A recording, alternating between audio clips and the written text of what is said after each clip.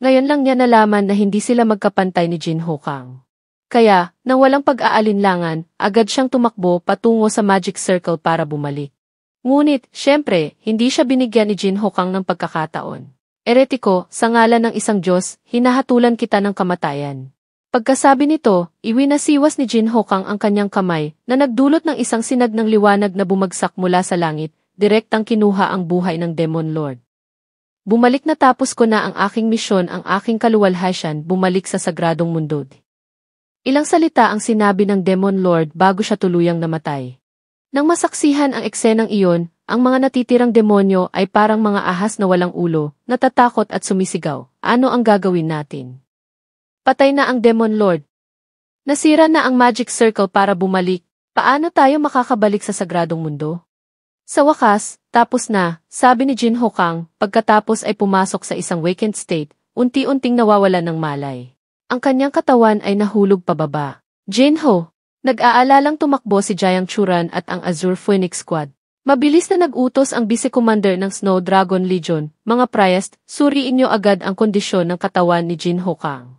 Squad 1, Squad 2, hanapin niyo agad ang mga natitirang buhay na practitioner sa paligid ng bundok. Ang mga natitirang miyembro ng Legion, sumama kayo sa akin sa pag-atake. Napakabigat, hindi ako makahinga, parang may nakadagan sa dibdib ko, hindi ako makagalaw, sleep paralysis ba ito? Mamamatay na ba ako? Sa pag-iisip nito, biglang nagising si Jin Hokang. Noon niya lang nalaman na nasa isang silid siya sa ospital. At, tama nga, may nakadagan sa kanya isang 50 kilong anino. Si Jiang Churan, habang kinukusot ang kanyang mga inaantok na mata, ay nagsabi, Jinho, gising ka na. 2 araw at 2 gabi ka nang walang malay. Sasabihin ko sa lahat. Nga pala, salamat sa pagligtas sa akin.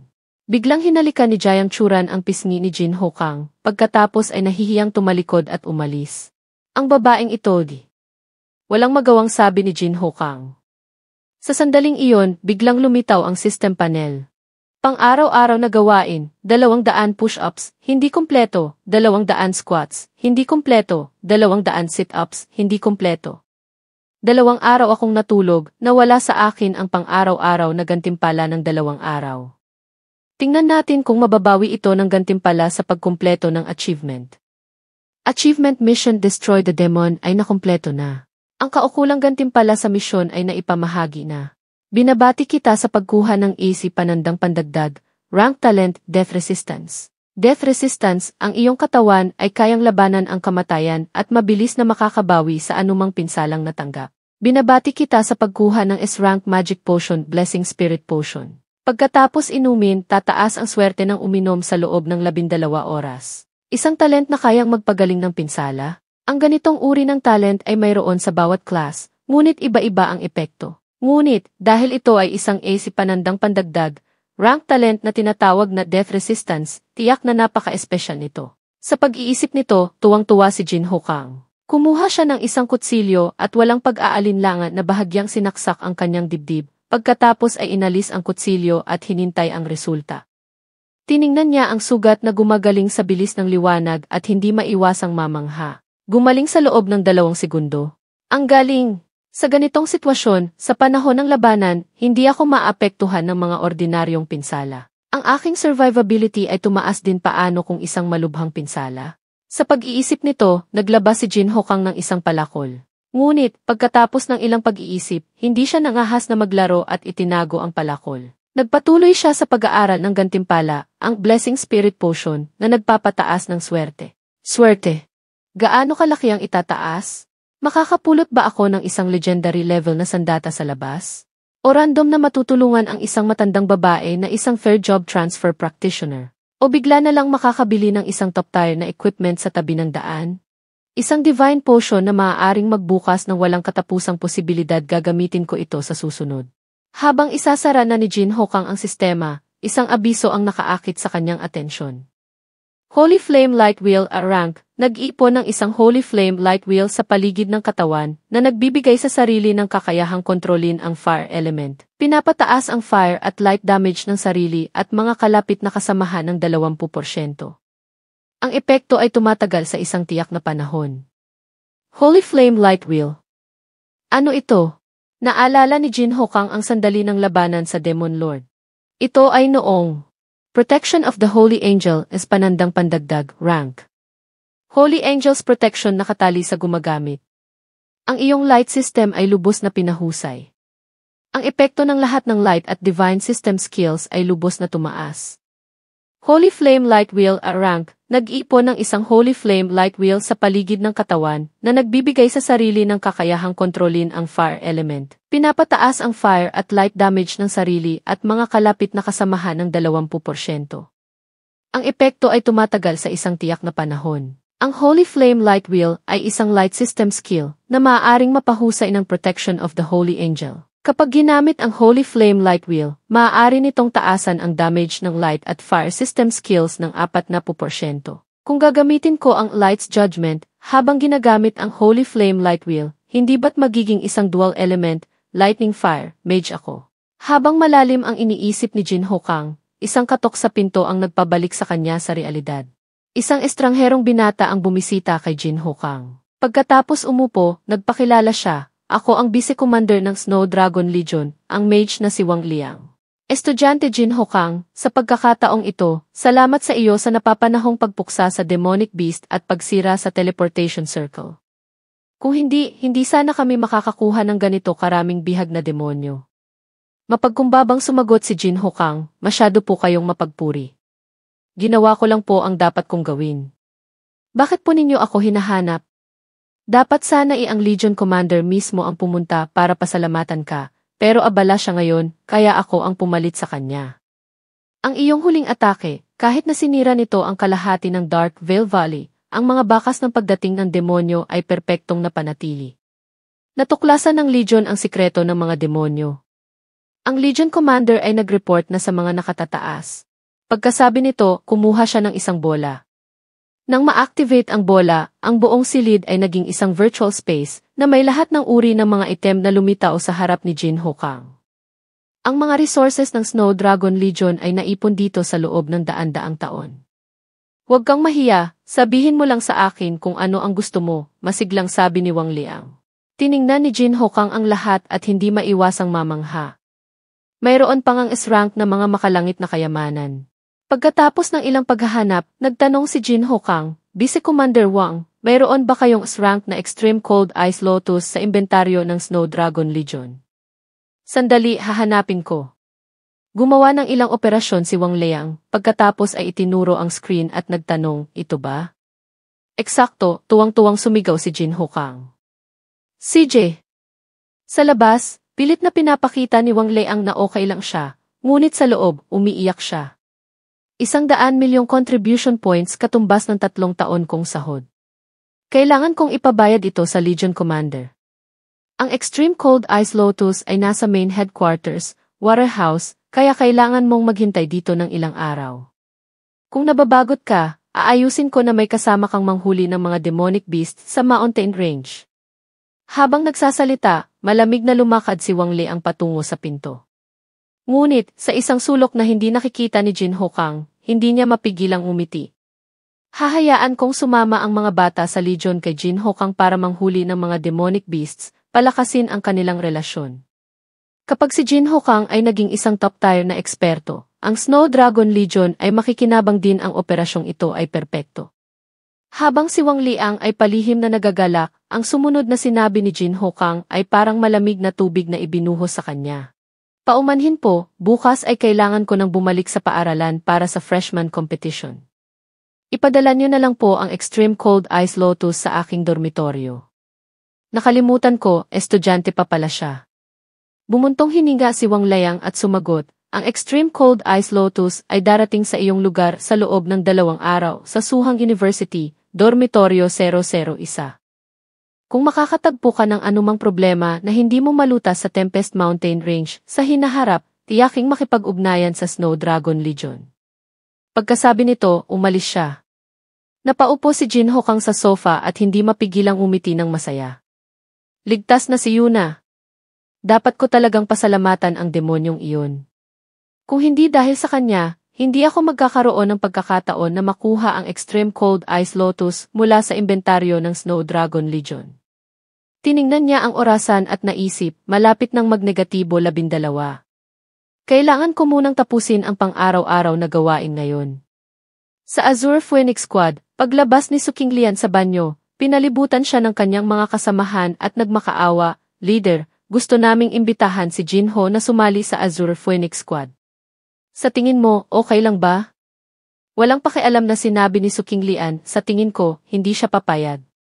Sa kanyang lakas, mas epektibo siyang mag-isang pumatay ng mga demonic beasts. Bumiti si Zudan, paano natin malalaman kung hindi natin susubukan? At saka, leader, hindi ba't gusto mo rin siyang sumali sa atin? Sumang-ayon si Wen Chanrun, nakita ko si leader na palihim na binibisita si Jinho ng ilang beses. Hindi sumagot si Suking Lian, ngunit naalala niya ang kanyang huling pagbisita kay Jinho Kang. Inalok niya talaga siyang sumali sa squad, ngunit magalang siyang tinanggihan. Kahit na nalungkot si Suking Lian, hindi niya ito pinilit. Ngunit, bago umalis, hindi niya mapigilang sabihin, "Nga pala, bilang pasasalamat sa pagligtas mo sa amin sa Tempest Mountain Range, ito ay isang espesyal na pasasalamat para sa iyo." Pagkasabi nito, hinalikan ni Suking Lian ang pisngi ni Jinho Kang, ngumiti ng malaki at umalis. Naalala ni Jinho Kang ang katulad na ginawa ni Jiang Churan at hindi maiwasang mahiya. Isang espesyal na gantimpala, isang espesyal na pasasalamat. Ang mga babae ngayon ay napakatapang. Sa ibang lugar, si Yu Wenzhou ay nag-uulat sa kanyang mga nakatataas. Ayon sa resulta ng investigasyon, sa otherworldly demon invasion na ito, kumpara sa 3 taon na ang nakalipas, sila ay nagpapalit-palit sa paglitaw sa Tempest Mountain Range. Ang investigasyon ay nagpapakita na ang mga demonyo ay bihasa na sa paraan ng paglipat sa pamamagitan ng medium-sized na mga bitak. Sigurado ka ba? Alam mo ba kung ano ang ibig sabihin ng ulat na ito? Kinumpirma ni Yu Wenzhou, noon, ang mga otherworldly na nilalang ay maaari lamang sumalakay sa Blue Star sa pamamagitan ng malalaking spatial rifts. Dahil hindi marami ang malalaking spatial rifts, hindi malaki ang panganib ng otherworldly invasion. Ngunit, hindi mabilang ang medium-sized na rifts sa Blue Star. Kung ang mga otherworldly na nilalang ay makakapasok sa Blue Star sa pamamagitan ng medium-sized na rifts, haharapin natin ang isang krisis ng pagkalipol. Kaya, ang resulta ng investigasyon na ito ay sinuri ng maraming beses. Mabuti na lang, natuklasan namin na tanging ang mga otherworldly na nilalang na mas mababa sa level 30 ang makakatawid sa medium-sized na rifts. Ang lalaking may mga sungay sa kanyang ulo, nang marinig ito, ay nag-utos, kung ganoon, kailangan nating bumuo agad ng isang estratehiya para harapin ang problemang ito. Senador Yang, ipaalam mo sa lahat ng malalaking legion sa bansa na agad na imbestigahan ang lahat ng medium-sized na spatial rift sa kanilang nasasakupan.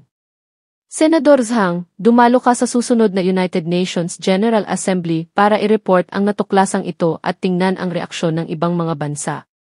Sa sandaling iyon, nagtanong si Wang Wei, ang punong guro ng Suhang University, Legion Commander Yu, ang impormasyon ba sa pagkakataong ito ay nagmula sa isang 18 taong gulang na binata? Ipinakita ni Yu Wenzhou ang isang imahe ni Jinho Kang sa screen. Ang batang bayaning ito ay si Jinho Kang, isang bagong paladin, ang top scorer sa college entrance exam ng Suhang Province, at ang nangungunang bagong estudyante ng Suhang University. Ginamit niya ang Holy Advent para talunin ang demonyo at sinira rin ang teleportation circle. Ang aksyon na ito ay nagdulot ng malaking benepisyo sa atin. Ang iba, nang marinig ito, ay hindi maiwasang magulat. Isang paladin na naging provincial top scorer, medyo bihira iyon. Suhang Province at apelyidong Zhou, hindi kaya siya ay isang inapo ng Icebone Zhou family. Sa sandaling iyon, lumingon ang mataas na opisyal kay Wang Wei, Senador Wang, pagbalik mo sa paaralan, tulungan mo akong tingnan si Jinho Kang.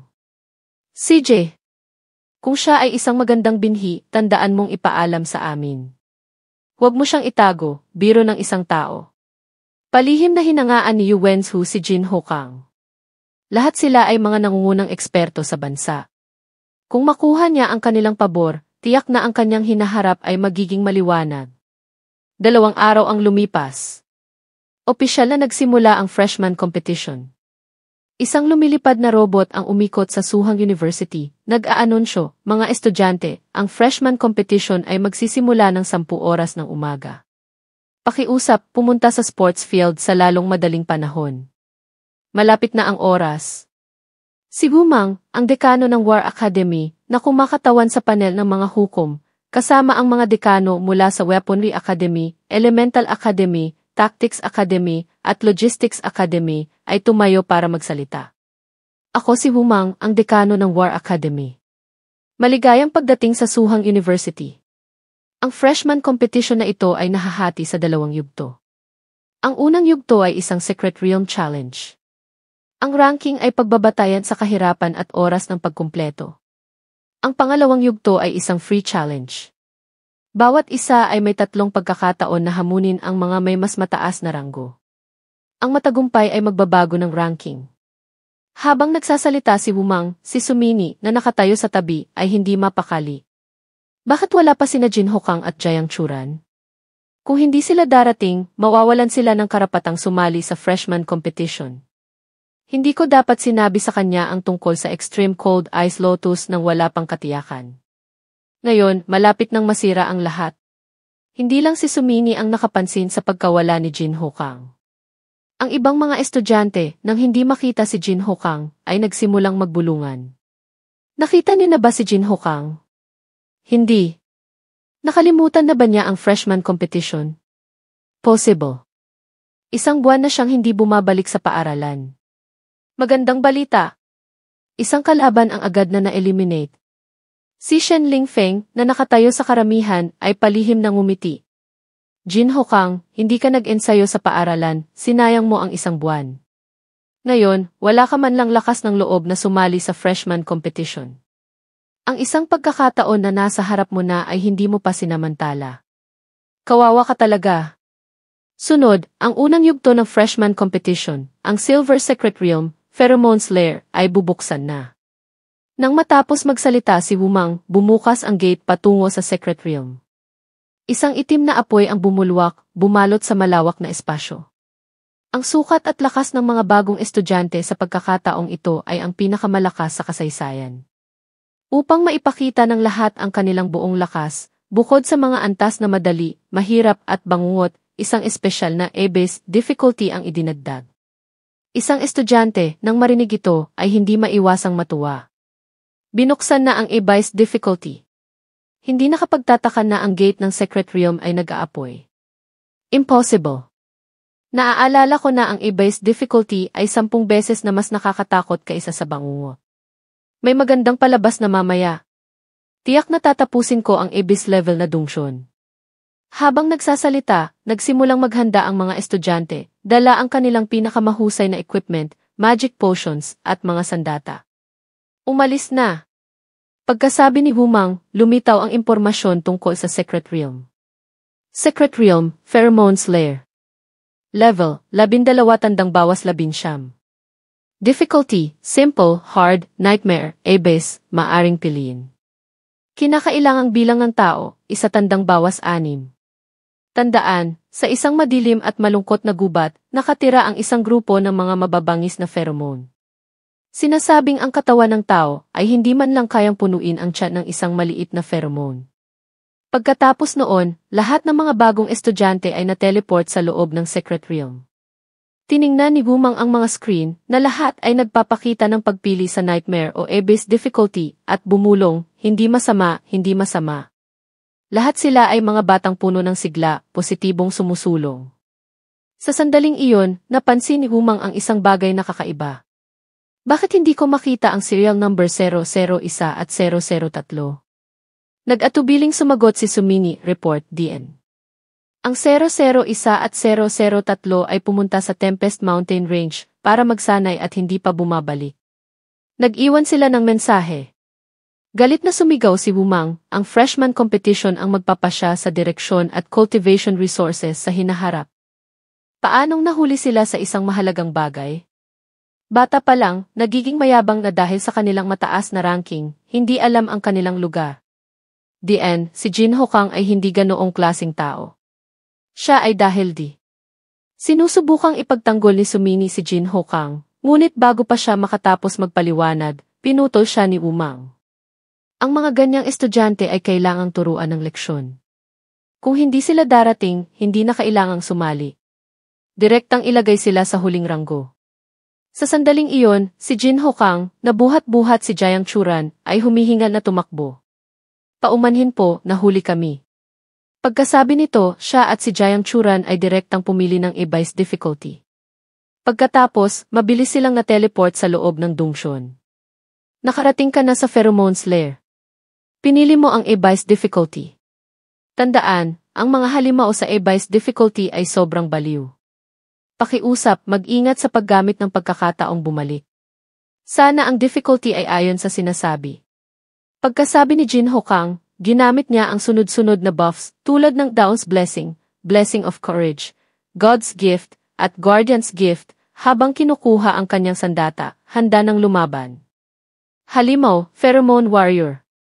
Level, 17. Kalidad, Silver. Skills, Protective Hair, Furious Attack. Halimaw, Easy Pheromone Warrior. Level, 18. Kalidad, Silver. Skills, Resilient Aura, War Stomp. Sinulyapan ni Jin Hokang ang impormasyon tungkol sa mga halimaw na sumisigaw at handa ng sumugod sa kanya. Sana mapilitan akong gamitin ang aking buong lakas, sabi ni Jin Hokang, puno ng pananabik, pagkatapos ay tumalon pataas at humampas ng kanyang martilyo. Sa ibang lugar, si Jiang Churan ay gumagamit ng rank skill na Instant Shadow Army Breaking Slash, patuloy na iwinawasiwas ang kanyang sandata. Nagpapalabas ng sunod-sunod na sword key na bumubuo ng isang mabigat na atake na tumatago sa depensa ng kalaban. Samantala, si Shen Lingfeng ay nag-ipon ng lakas ng apoy sa buong katawan, nagpapalabas ng isang Extreme Flame Fist sa isang target na nagdudulot ng malaking pinsala upang harapin ang mga halimaw. Isa pang top student ang pumili na gamitin ang si-rank skill na Tornado Heart-Shattering Kick, umiikot, tumatalon at sinisipa ang kalaban na nagpapatumba sa kanila at pansamantalang nawawalan ng malay. Ngunit, ang sabay-sabay na pag-atake ng 16 na pheromone ay nagpahirap pa rin sa kanya. Ang panel ng mga hukom na sumusubaybay sa performance ng mga estudyante sa pamamagitan ng mga screen ay nagsimulang magbigay ng kanilang mga unang komento. Ang pangkalahatang performance ng mga bagong estudyante ngayong taon ay hindi masama. Ang Pheromone's Lair ay ang pinakamahirap na secret realm na mayroon ang ating paaralan. Noon, kapag ang mga bagong estudyante ay pumapasok sa dungsyon, sila ay natatalo ng hindi man lang makalaban at pagkatapos ay na-eliminate sa kompetisyon. Ngayong taon, lahat sila ay nakakayanan. Sa sandaling iyon, nag-utos si Wumang sa technical team, ipakita ang Window 001. Gusto kong makita kung anong antas ang naabot ng 001 matapos sayangin ang isang buwan sa Tempest Mountain Range. Agad na ipinakita ng screen ang imahe ni Jin Hokang. Sa sandaling iyon, napapalibutan siya ng usok at apoy. Kasabay nito, ipinakita ng sistema ang isang abiso, binabati kita sa pagdaan sa unang gate. Pinatay ang 16 na pheromone. Oras, 5 segundo. Ang resulta ay sobrang hindi kapanipaniwala na si Zhu Huayang, ang dekano ng Elemental Academy, ay hindi maiwasang magulat. 5 segundo para makalusot.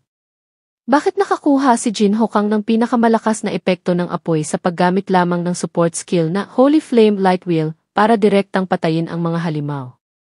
Si Song Qi, ang dekano ng Weaponry Academy, ay medyo naguguluhan at naghinuha, maliban na lang kung sobrang taas ng intelligence attribute ni Jin Hokang.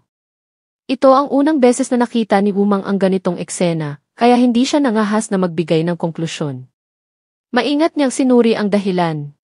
Maraming bagay ang nagdudulot ng mataas na skill damage, intelligence attribute, malakas na buffs, heavenly treasures hindi pa natin matukoy sa isang laban lang. Kahit ako, na may maraming taon ng karanasan sa labanan, ay hindi matukoy kung anong uri ng skill ang kakaibang light wheel na iyon at kung ano ang epekto nito. Hindi sinayang ni Jin Hokang ang isang buwan na ito. Interesting ang batang ito. Hindi alam ni Jin Hokang na pinag-uusapan siya ng mga hukom. Nakatuon pa rin siya sa laban. Ang parusa ng liwanag. Pagkasabi ni Jin Hokang, libu-libong kidlat ang bumagsak, direktang tumama sa mga halimaw at pinadala sila sa kanilang mga ninuno. Pagkatapos, patuloy na lumitaw ang mga anunsyo. Binabati kita sa pagdaan sa pangalawang gate. Pinatay ang 200 pheromone. Oras, 1 minuto at 23 segundo. Nang may momentum, patuloy na ginamit ni Jin Hokang ang sibat ng tagumpay, matagumpay na nilampasan ang pangatlong gate sa loob ng 3 minuto at 29 segundo. Nakumpleto ang Abyss Level Dungeon. Oras ng pagkumpleto, 4 minuto at 57 segundo. Rating is A. Ikaw ay kinilala bilang nangunguna sa dungeon record. Gantimpala sa pagkumpleto, di panandang pandagdag, rank skill book, Repentance Hammer, 13,212 experience points, 25 free attribute points, 25 skill points. Repentance Hammer, iwinawasiwas ang isang martilyo na may banal na kapangyarihan sa kalaban na nagdudulot ng malaking pinsala.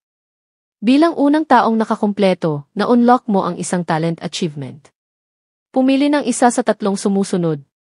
Focused Aura, a rank, ang bilis ng reaksyon ng nerbiyos ay tumaas ng 30%. Kapag gumagamit ng skills, may 30% tsansa na hindi maputol. Swiftness, a rank, pagkatapos pumasok sa combat state, ang bilis ng paggalaw ay patuloy na tataas hanggang sa 50%. Steadfast Protection, a rank, habang ginagamit ang isang kalasag bilang sandata, ang resisting power ay tataas ng 30%. Ang anunsyo ay nagulat kay Jinho Kang. Maaari kang makakuha ng isang bagong talent sa pamamagitan ng pagkumpleto ng isang dungeon. Ang lakas ng isang practitioner ay malaki ang kinalaman sa kanyang talent. Noong una, dahil sa aking panandang pandagdag, rank talent, na-activate ko ang paglipat sa Paladin sa Job Transfer Conference. Ito siguro ang pribilehiyo ng silver level at mas mataas na dungeons. Sa huli, nagkaroon ako ng mga bagong record sa bronze level dungeon ng pagsusulit, ngunit walang ganitong gantimpala. Ang pagpili ng isa sa 3 ay medyo makatao rin, hindi kailangang mag-alala na makakuha ng isang walang kwentang talent. Sa pag-iisip nito, nagsimulang magkalkula si Jinho Kang. Steadfast Protection ay angkop para sa isang tank build paladin, ngunit wala akong gaanong gamit para dito.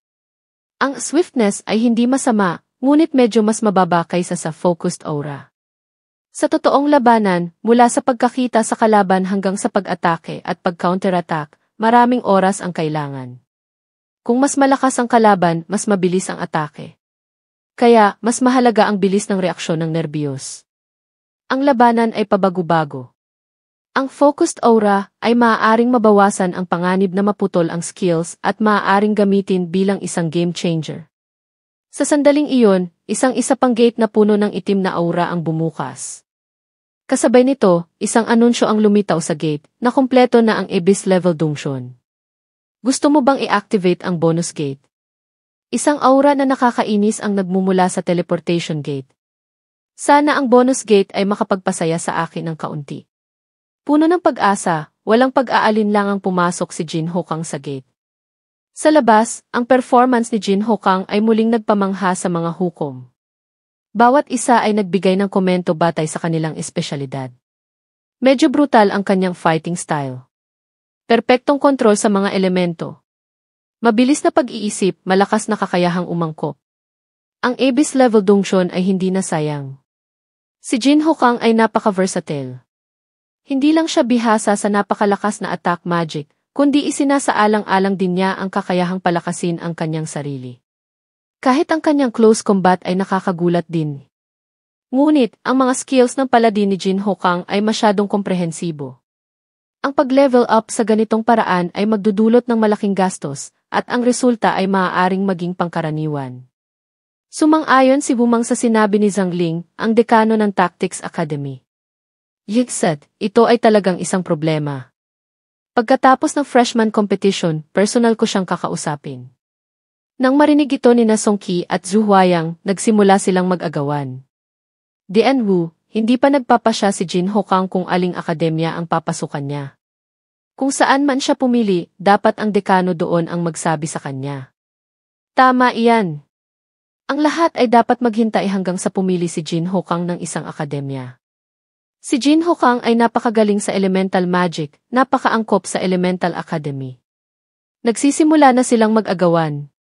Ang mga salitang ito ay agad na nakaakit sa atensyon ng lahat. Ngumiti si Wang Wei, mukhang lahat ay nasisiyahan kay Jinho Kang. Sayang at huli na akong dumating, hindi ko nakita ang kanyang buong lakas. Bumalik kay Jinho Kang.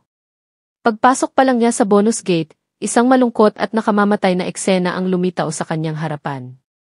Tiningnan niya ang bunto ng mga buto na parang bundok, hindi kalayuan at nagtaka, hindi kaya isang masamang ritual ang ginanap dito.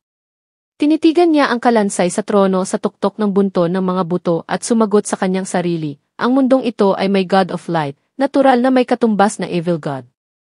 Ang Evil God ay hindi lang pangalan ng God of Darkness, kundi isang pangkalahatang tawag din sa mga magulo at baliw na Diyos. Malaki ang pagkakaiba ng dalawang ito. Ang pagsamba sa God of Light o God of Darkness ay nangangailangan lamang ng tapat na pagsamba. Ngunit, ang pagsamba sa isang evil God ay nangangailangan ng buhay at purong kaluluwa. Ang kilalang-kilalang Blood Abyss incident ilang taon na ang nakalipas ay sanhi ng isang third job transfer practitioner na sumasamba sa isang evil God. Lihim siyang nagplano na ialay ang isang medium-sized na lungsod.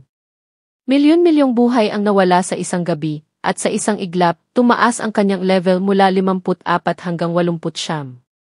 Kahit na siya ay pinatay ng legion at ng mga patrol envoys, ang milyon-milyong kaluluwa na nilamon ng Evil God ay hindi na nabuhay muli. Mula noon, mahigpit na ipinagbawal ng Zongxia Kingdom ang pagsamba sa mga Evil God. Kapag natuklasan, agad nahahatulan ng kamatayan. Ngunit, ang mga puwersa na sumasamba sa mga Evil God ay patuloy na lumalakas. Maraming tao ang handang sumugal. Siyempre, hindi lang mga tao ang sumasamba sa mga Evil God, ang mga beastmen, elf, at anghel ay may posibilidad ding sumamba sa mga Evil God. Habang nag-iisip, unti-unting pumasok si Jin Hokang sa pulang magic circle sa lupa. Agad na, isang makapal na lilang usok ang bumalot sa kalansay sa trono, at nagising ang halimaw. Halimaw, Phantom Pheromone. Level, 19. Tandaan, ang leader ng Pheromone Tribe, isang phantom na nag-evolve pagkatapos ng isang masamang ritual. Purong dugo at laman matagal na mula nang makakita ako ng isang tao. Napakabango mo. Hindi ko inaasahan na isa siyang undead na nilalang, immune sa physical damage. Kung makikita ng mga warrior ang huling boss na ito, matutulala sila. Sabi ni Jin Hokang, dala ang kanyang martilyo sa balikat, na may tono ng pananabik, ang sarap, halika't kumain. Pagkatapos, ginamit niya ang Divine Light Storm skill, nagpapatawag ng isang bagyo na gawa sa banal na liwanag sa isang itinalagang lokasyon, na nagdudulot ng maliit na magic damage sa lahat ng kalaban sa loob ng isang tiyak na saklaw, bilang kanyang paraan ng pagsasalita. Isui, sinusubukang basagin ang bato gamit ang isang itlog. Katatapos lang magsalita ng boss nang mahigop siya sa gitna ng buhawi at mapira-piraso. Ngunit, pagkatapos ng ilang sandali, bumalik ang boss sa kanyang orihinal na estado at pinuri siya, tao, inaamin ko, napakalakas ng iyong banal na liwanag. Ngunit, sa harap ng immortal na kapangyarihan na ibinigay sa akin ni Lord Xia, ang lahat ay parang sinusubukang basagin ang bato gamit ang isang itlog. Nang makita ang lumalakas na aura sa paligid ni Jin Hokang, na hinuha ng boss, sa ganitong kapal ng banal na liwanag, mukhang gagamitin mo na ang iyong alas. Walang saysay. Ang lahat ng ginagawa mo ay isang walang kabuluhang pakikibaka. Pagkatapos gamitin ang iyong alas, gaano karaming lakas pa ang matitira sa iyong katawan? Pagkatapos kong mabuhay muli, oras mo nang mamatay. Oh, talaga, ngumisi si Jin Hokang, pagkatapos ay itinuro ang kanyang kamay sa boss. Agad na, isang higanting bolang liwanag ang tumama sa boss, na nagdulot ng kanyang sigaw ng paghihirap. Ngunit, bago siya mamatay, mayabang pa rin siyang nagsabi, sinabi ko na, hindi mo ako mapapatay. Walang kwenta. Pagkasabi nito, tumayo si Jin Hokang sa kanyang pwesto at patuloy na nagpaputok ng mga bolang liwanag sa boss, na nagdulot ng kanyang tuluyang pagkawala. Binabati kita sa pagkumpleto ng dungsyon. Oras ng pagkumpleto, 1 minuto at 12 segundo. Gantimpala sa pagkumpleto, binabati kita sa pagkuha ng 7,113 experience points. Binabati kita sa pag-level up sa level 19. Binabati kita sa pagkuha ng gold grade Bear's Horn. Talagang makakabuhay muli ng walang hanggan ay isang pantasya lamang. Mukhang hanggat naubos ang lakas nito, maaari itong talunin. Bago umalis sa Secret Realm, lumingon si Jin Hokang at nag-isip. Nang pumasok ako sa espasyong ito, napansin ko ang isang malabo at marahas na kapangyarihan. Ang kapangyarihang ito ay hindi elemental na kapangyarihan, ngunit nang gamitin ko ang God's Descent Art, naramdaman ko ang isang katulad na kapangyarihan. Kaya, nahinuha ko na ito ay ang natitirang kapangyarihan ng isang evil god. At nang unang mabuhay muli ang Phantom Bear, bahagyang nabawasan ang kakaibang kapangyarihan na iyon. Kaya, nahinuha ko na may limitasyon ang bilang ng beses na makakabuhay muli ang Phantom Bear. Ang tamang paraan para makalusot ay ang patuloy na patayin ang Phantom Bear, na nagdudulot ng patuloy na pagkuha nito ng masamang enerhiya sa espasyo hanggang sa maubos ang enerhiya. Habang si Jin Hokang ay tapos na sa kanyang gawain, ang ibang mga estudyante ay nahihirapan pa ring makalusot sa pagsusulit. Bukod sa mga estudyanteng natalo ng boss, mayroon ding mga nakatalo dito, tulad ni Shen Lingfeng. Ang bonus stage ay talagang ang pinakamahirap na bahagi ng Dongshon. Kailangan mong patayin ang Phantom Bear ng 1-0 beses para tuluyan itong talunin. Mabuti na lang at tumaas ako ng 2 level hindi pa katagalan. Makokontrol ko ang oras ng pagkumpleto sa loob ng 8 minuto.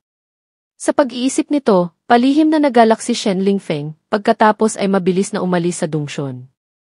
Hand of God kaya ni Jin Hokang na gumamit ng S-rank skill. Si Wu Keqin, ang dekano ng Logistics Academy, ay hindi maiwasang magulat at ngumiti ng masaya. Ang ibang mga guro, nang makita si Jin Hokang na lumabas, ay nagsimulang magbulungan muli. Si Jin Hokang ba ay basta-basta na lang nakahanap ng shortcut? Ha, subukan mong ipagawa ang ganyang shortcut sa ibang bagong estudyante. Tama iyan. Mukhang may sariling sikreto ang paladin na ito.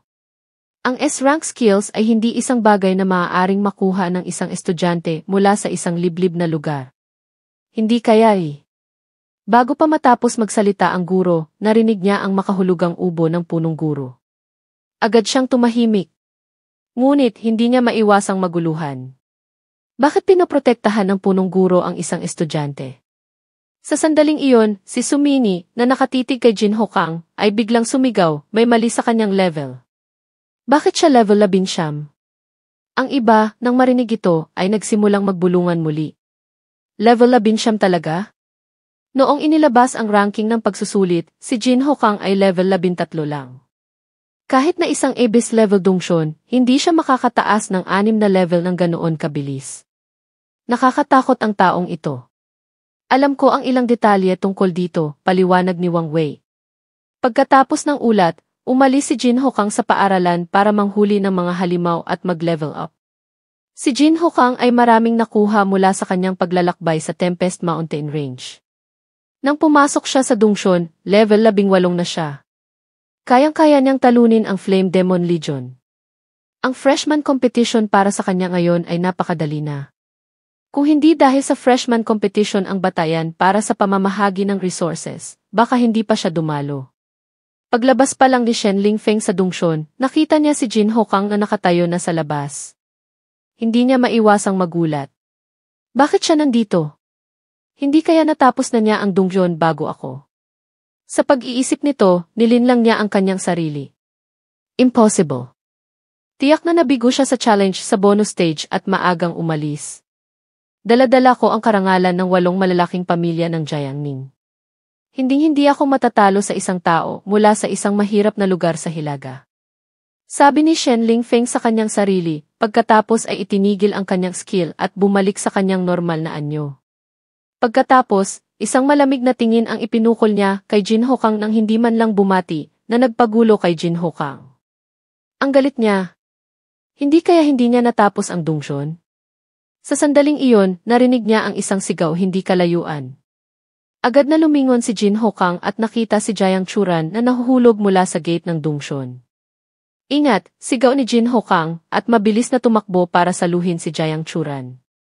Kuya Jinho, mas mabilis ka talagang makalusot sa akin, no, sabi ni Jiang Churan, habang natural na yumayakap kay Jin Hokang.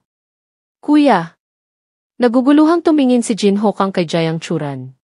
Mas matanda ka sa akin ng ilang buwan, hindi ba't dapat kitang tawaging kuya? Natural na sagot ni Jiang Churan. CJ! Dahil maliit na bagay lang naman, umayag na rin si Jin Hokang sa gusto ni Jiang Churan. Sa sandaling iyon, sunod-sunod na mga estudyante, tulad ni Jiang Churan, ang nahulog mula sa gate ng Dongshon. Ngunit, hindi sila kasing swerte ni Jiang Churan na sinalo ng isang hot guy. At, mukhang hindi rin sila naging madali sa loob ng Dongshon. Paglabas pa lang nila, patuloy silang sumisigaw sa sakit at humihingi ng tulong. Medical team, bilisan niyo ang paggamot. Mabilis na nag-utos si Sumini habang tumatakbo para gamutin ang isang malubhang na sugatang estudyante. Isang oras ang lumipas. Sa wakas, ligtas na ang lahat ng mga estudyante. Isinara ni Humang ang pasukan sa Secret Realm at idineklara na opisyal nang tapos ang unang yugto. Ngayon, i-anunsyo ang ranking at ang oras ng pagkumpleto.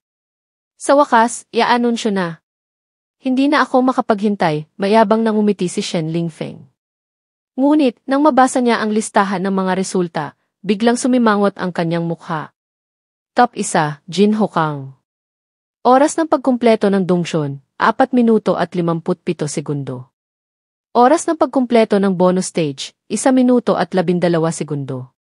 Top 2, Shen Lingfeng. Oras ng pagkumpleto ng Dongshon, 13 minuto at 35 segundo. Oras ng pagkumpleto ng bonus stage, 7 minuto at 42 segundo. Top 3, Jiang Churan. Top 4, Song Halan. Top 5, Qin Feng. Talagang nalampasan niya ang A-base Dongshon bago ako.